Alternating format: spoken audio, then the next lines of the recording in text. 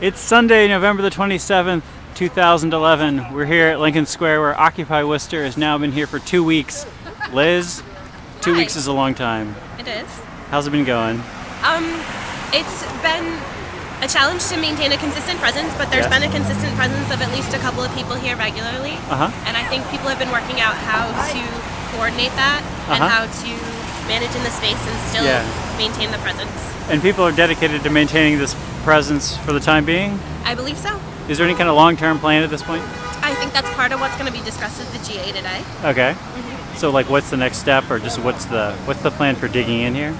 I think the what's going to be discussed at the GA today in part is about how to do this moving forward. We had talked a little bit yesterday, there were smaller numbers yesterday, about how to get breaks and care for people who are here at long periods of time, how to engage people so that they can come down and be here for like an hour as a presence, and maybe even do some care for people, like come at breakfast time, lunchtime, dinner time, and bring some nice things. This is the famous microphone check happening over here. Anyways, what was I going to ask you? So people have been here for like 8 hours at a stretch, 12 hours at a stretch, long periods of time, some of them, yeah? Some people have, yes. Okay. Well, I like this idea of trying to figure out how to work it in so that people don't have to... Right. And to get people breaks of things so that if they need to go and leave for different things, that people are not just out here by themselves, or that there's not a concern for us disappearing as our presence. And I think organizing that is an interesting challenge, and one that I've been trying to support with at least giving people breaks. Okay. And you guys still have some junk down here. Right now it's just tables and lawn chairs, it looks like.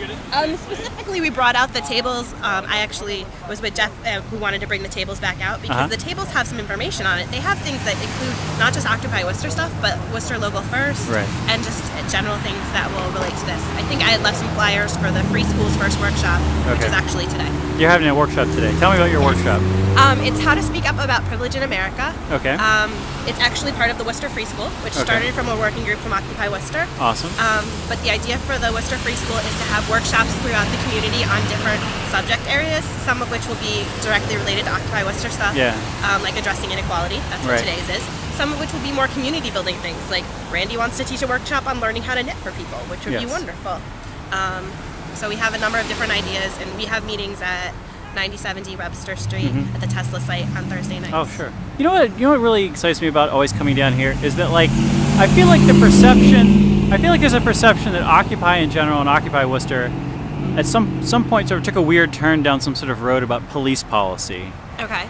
But whenever I come down here, I never hear anybody talking about that. It's always like, we're doing anti-foreclosure stuff, we're doing shopping local stuff, we're doing this and that, and we got all these things going on. Right. And like, I don't know why the perception remains that it's mostly about zoning, or like municipal ordinances.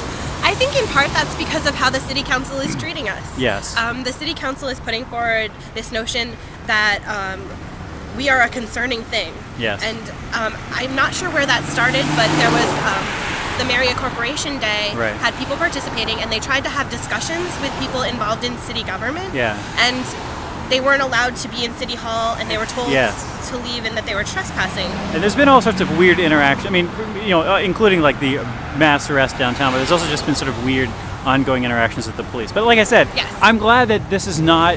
I'm glad that I come down here and talk to you, and I have to bring this up. You know what I mean? Yeah. That it's not like what it's about. No, there's a lot more things that are going on. And when I talk to people about like getting corruption out of the government. I talk to people about fair and equitable taxation and how the workers are treated. And Dana was just bringing forward a proposal in regards to like a mission statement thing or flyer things that will incorporate what we're talking about. And the things we're talking about are the people being able to survive, people who have been through education process and are working to just have a job and survive. Right.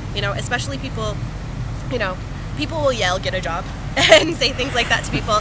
But there's a lot of people who have been through college and are either struggling to find a job, or they have a job and they're struggling to be able to manage the debt that they've got and still survive and live, like even in a studio apartment and pay for food.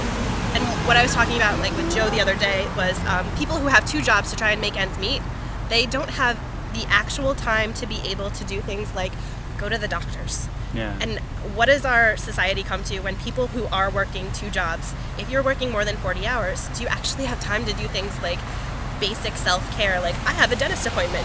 It's only every 6 months, but I can't schedule it in because I'm working two jobs. It's kind of like the same thing, or now the heating costs are being really expensive this year, and it's like people have a choice between eating food or heating their house. I mean, heating their place or buy heat or whatever. Right. So I mean, you pay $1,000 for a rent for I don't want to say a shithole, but that's what it comes down to. And it's like your landlords are threatening to throw you out because you don't pay heat. I mean, it's just like it's ridiculous. I mean, ridiculous. People give that more attention than they do with the actual what's going on Wall Street. They worry more about that. They worry about this more than they do Wall Street. I just think it's.